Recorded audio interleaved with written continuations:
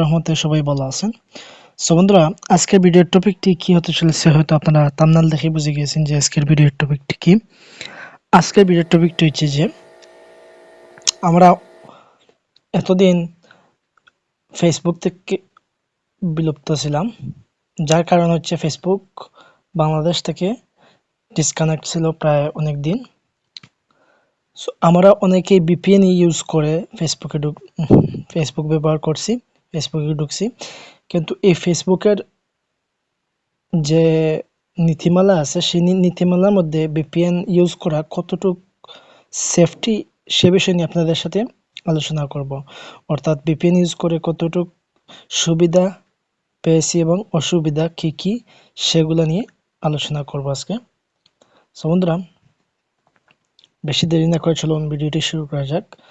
Video শুরু করার আগে আমি আপনাদের কাছে একটি অনুরোধ করবো যে আপনারা যদি এই চ্যানেলটি সাবস্ক্রাইব করে না থাকেন তাহলে অবশ্যই চ্যানেলটি সাবস্ক্রাইব করে সাথেই থাকবেন এবং পাশে বেল আইকনটি প্রেস করে অল বাটনটি প্রেস করে রাখবেন। অনেকে আমাকে প্রশ্ন করেছেন যে ভাইয়া, আমি ফেসবুক ইউজ করেছি ভিপিএন মাধ্যমে, আমার কোনো কি সমস্যা হবে?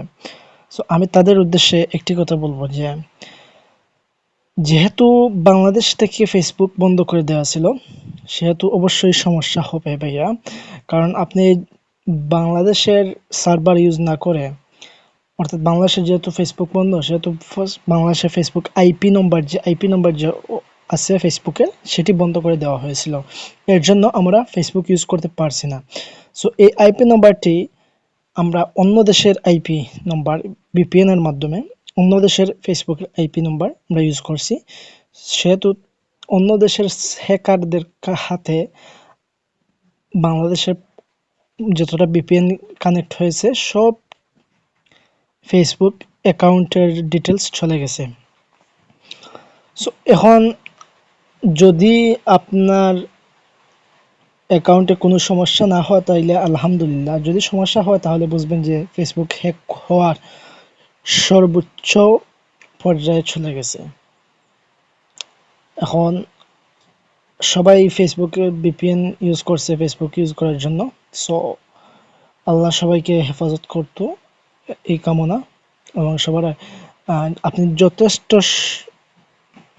পরিমাণে চেষ্টা করেন যে ফেসবুকে পাসওয়ার্ড স্ট্রং করার জন্য, দেন ফেসবুকের সিকিউরিটি বাড়ানোর জন্য।